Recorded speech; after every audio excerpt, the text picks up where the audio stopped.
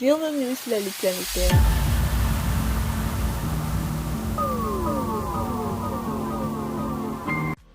Mais tout d'abord, avant de commencer, n'oubliez pas de vous abonner et activer la cloche de notification, car cela vous permettra de ne plus manquer les prochaines vidéos. Let's go!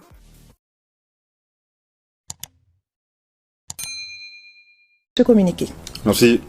Au nom de nos plus hautes autorités, j'ai l'insigne honneur de donner lecture du communiqué numéro 062 du gouvernement de la transition, communiqué dont la teneur suit.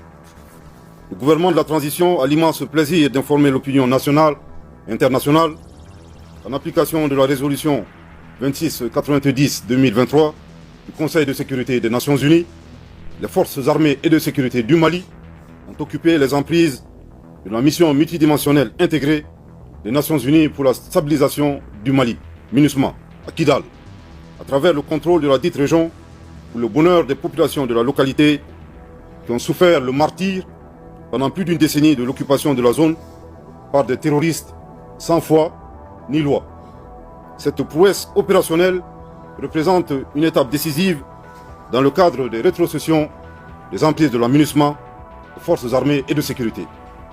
Malgré les anicroches, les trahisons et les complots ayant entouré ces opérations de rétrocession, les prévisions fantaisistes, nos voyantes forces armées et de sécurité ont atteint leurs objectifs et le Mali est et restera un et indivisible.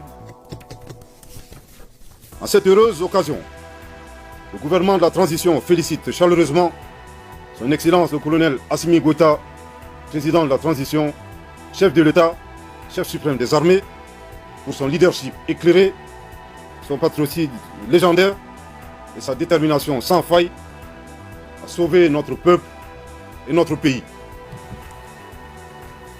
C'est aussi le lieu de féliciter l'ensemble des forces armées de sécurité du Mali pour leur professionnalisme, leur abnégation dans la défense de l'intégrité du territoire et la sécurisation des personnes et des biens.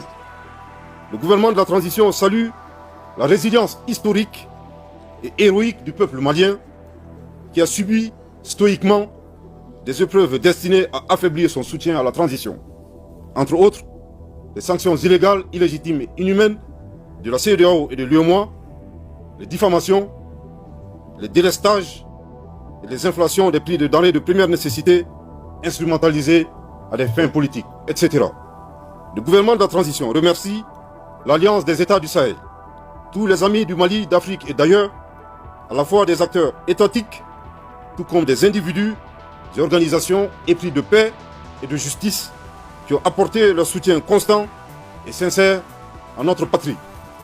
Cette victoire a montré que le Mali regorge de qualités exceptionnelles, de génie et capable de faire face à son destin. Plus que les corps, les esprits et les cœurs ont été prêts. La bataille de Kidal est déclenchée depuis jeudi dernier. Les lignes de défense, écrasées sous les bombardements aériens et terrestres, sont réduites dans les faubourgs en un champ de ruines et des combats d'une violence inouïe se sont déroulés dans le camp Soundiata et l'ex-emprise de mission multidimensionnelle des Nations Unies au Mali, MINUSMA.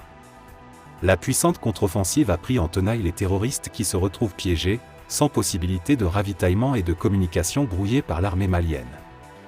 Les groupes terroristes avaient creusé des tranchées à une quinzaine de kilomètres de la ville restée depuis presque une douzaine d'années leur bastion, bourré d'explosifs, un blindé de la mission onusienne détruit par un drone. Les divisions de l'armée, constituées notamment d'officiers fraîchement émoulus de l'école de guerre du Mali appelés faire leur baptême de feu sur le théâtre des opérations, sont parvenus à contrôler 90% de la ville hier mardi. La rapidité est une des conditions des guerres modernes. Ces soldats aguerris et expérimentés ont aussitôt entrepris de fouiller quartier par quartier, maison par maison, à la recherche de caches d'armes et de terroristes. Les forces armées de la reconquête de Kidal ont, eux, l'expérience du terrain et font la guerre à l'aune de leur expérience, de l'observation des droits humains. Autant en convenir que la préparation du mouvement en direction de cette place forte des terroristes s'est faite minutieusement. Plus que les corps, les esprits et les cœurs ont été prêts. Le tournant. Avant leur débandade, les terroristes ont, au besoin, vainement joué de façon déformée sur les ressorts de l'émotion du président turc, Recep Tayyip Erdogan, en présentant le conflit sous l'angle d'une extermination des musulmans. Lui qui est apparu sous les traits de défenseur de la cause palestinienne aurait envoyé en retour des signaux contradictoires en livrant au Mali des drones qui font leur misère. La bataille de Kidal a vu en début de semaine la reddition de plusieurs dizaines de terroristes face aux forces maliennes après quelques jours de combats acharnés, un tournant majeur dans la sauvegarde de l'intégrité territoriale et l'éradication des groupes armés. Kidal libéré est devenu le symbole de fierté et du patriotisme pour les Maliens, de la grandeur d'une nation.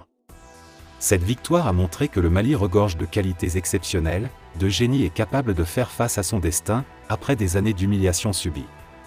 Tomber est moins grave que de ne pas pouvoir se relever, pour emprunter cet adage bien de chez nous. Les libérateurs de Kidal sont entrés ainsi vivants dans la légende. Les ennemis sont donc exclus du circuit des honneurs. Une lapalissade, me rétorquera-t-on.